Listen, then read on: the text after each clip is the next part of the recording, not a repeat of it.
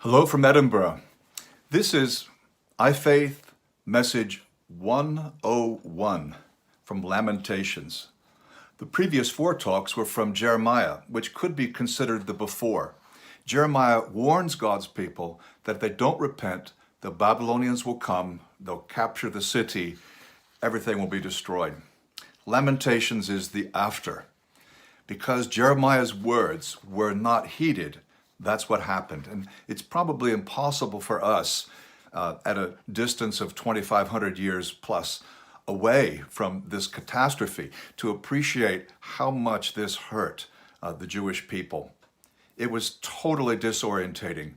The promise of God that his name would remain with the temple, he would bless them forever, provided that they maintained covenant faithfulness. That promise caused them to assume that the unthinkable would never happen, but the unthinkable did happen.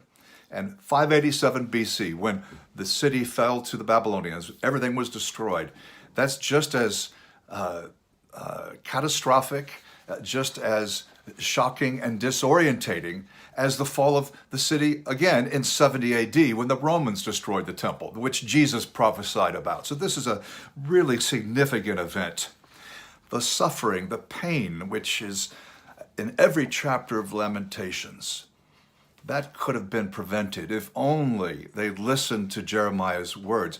Jeremiah advised them to surrender to the Babylonians, to give up, but the king refused. This was avoidable.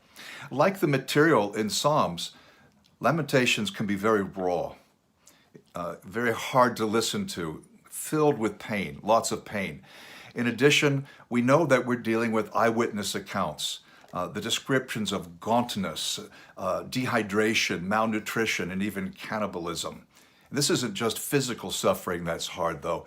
It's a true crisis of faith.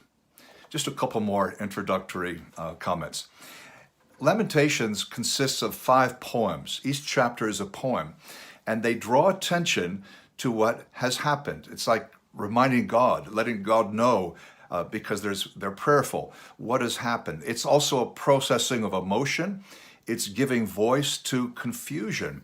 And the first 4 poems, that is the first 4 chapters, are acrostics. And an acrostic in the Hebrew Bible is one where each successive line begins with the next letter in the syllabary, or we might call it the alphabet. In English, we have A, B, C, D. In Greek, it's alpha, beta, gamma, delta. In Hebrew, it's aleph, bet, gimel, dalet. And so the first line begins with aleph, the second with bet, the third with gimel, and so forth. And so don't read too much into it, but it is a way of giving some kind of structure as these verses go from aleph all the way to taf, the last letter. I like the way the Bible Project explains this. It creates a kind of contrast. There's a contrast between the order of the acrostic and the disordered pain and confused grief that people are experiencing. So there's a kind of structure there with what they're doing with the letters, but in people's heart, there's grief, there's pain. The first poem, and I'm going to obviously only be reading very selectively from each chapter, portrays Zion, portrays God's city, Jerusalem, as a woman, and she's suffered trauma, and it's a funeral scene. How deserted lies the city, once so full of people. How like a widow is she, who once was great among the nations. She who was a queen among the provinces has now become a slave. Bitterly she weeps at night. Tears are on her cheeks. Is any suffering like my suffering that was inflicted on me, that the Lord brought on me in the day of his fierce anger? From on high he sent fire, sent it down into my bones. He made me desolate, faint all the day long. See, Lord, how distressed I am. I'm in torment within, and in my heart I am disturbed, for I've been most rebellious. Outside the sword bereaves, inside there's only death. People have heard my groaning, but there's no one to comfort me. So this is Lady Zion suffering extreme trauma. It's a funeral scene. In chapter 2, the second poem. Here, what strikes me is how clearly it's depicted that the Lord has become Zion's enemy.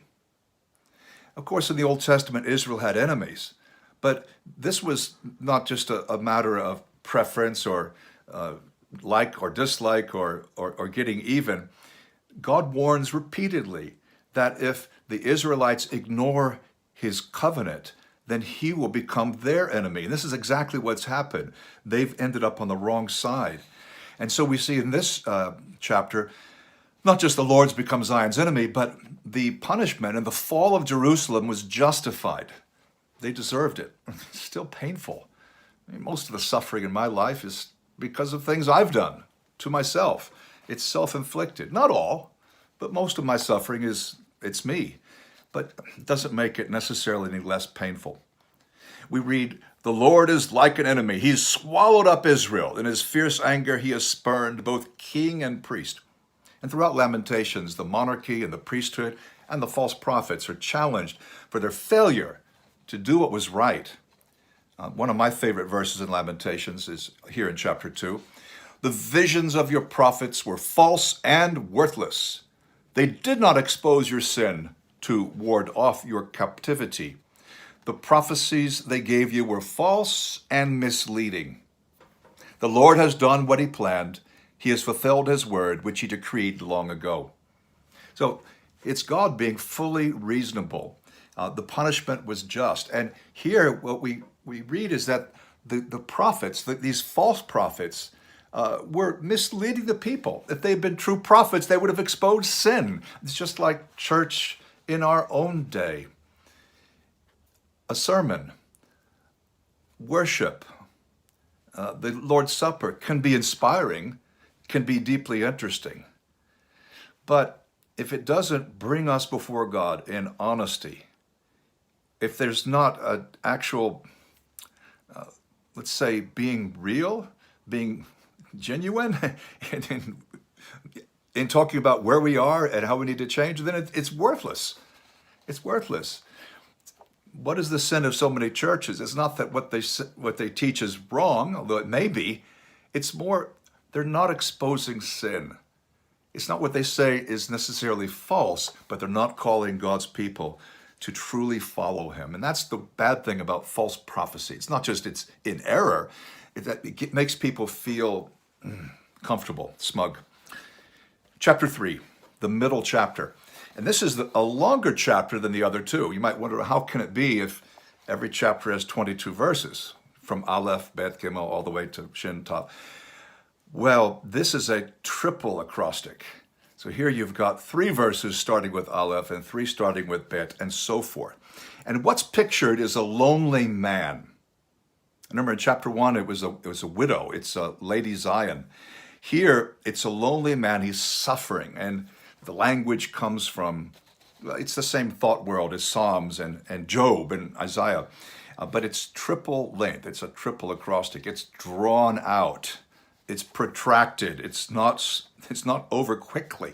There are some positive words in the middle of the chapter, which many of us will recognize. In fact, for many Christians, they're the only words they recognize from Lamentations. But let me just read selectively. I am the man who has seen affliction by the rod of the Lord's wrath. He has driven me away and made me walk in darkness rather than light. Indeed, he has turned his hand against me again and again all day long. He has made my skin and my flesh grow old, and he has broken my bones. My soul is downcast within me, yet this I call to mind, and therefore I have hope. The steadfast love of the Lord never ceases. His mercies never come to an end. They are new every morning. Great is thy faithfulness. The Lord is my portion, says my soul. Therefore I will hope in him. It's the only part of Lamentations where there's this glimmer of hope. Just a few verses. We're reminded that Yahweh is good. He's kind. He's loving. He has loving kindness. He's faithful. And there is a portion. Now, a portion, we normally think of, how many French fries you're getting or how many ounces is that piece of chicken. No, the portion is the inheritance. And the inheritance is more than just a city, a land, a temple. The Lord himself is our portion. The Lord is my portion, says my soul. Therefore, what? I will hope in him. That means we need to wait patiently. The inheritance is worth it. Also in this chapter, we continue, the Lord is good to those who hope in him, to the one who seeks him. It is good to wait quietly for the salvation of the Lord. So this is the very heart of the message of Lamentations.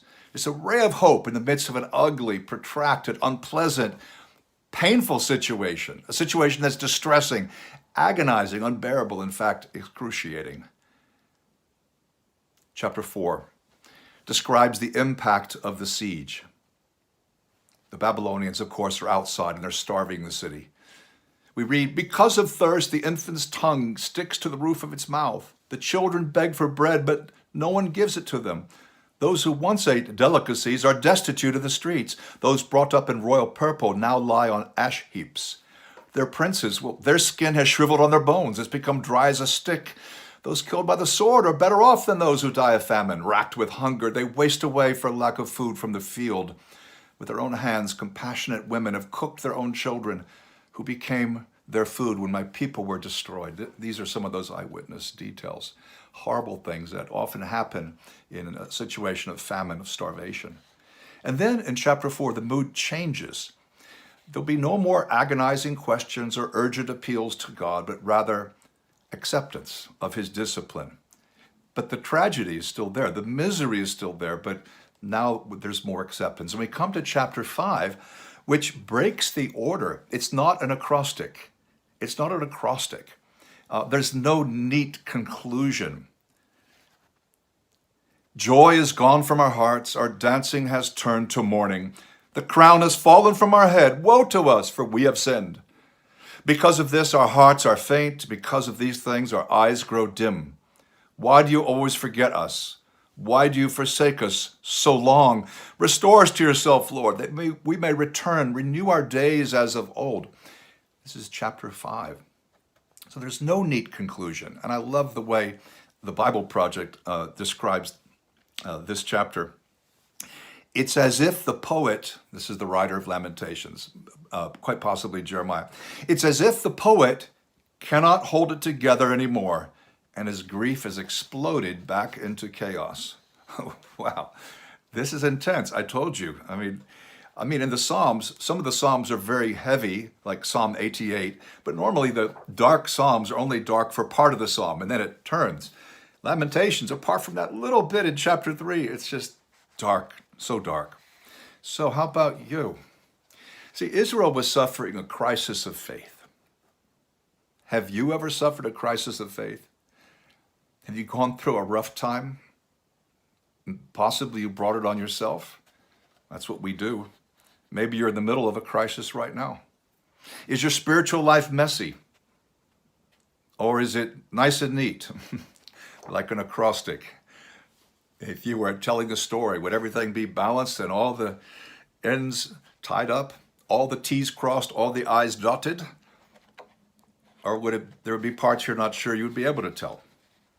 Does it feel like it's taking forever to move on, to mature? Feel like it's taking forever for your situation to change? If so, that's all right. Talk about it. Pray about it. Get it out. Be real.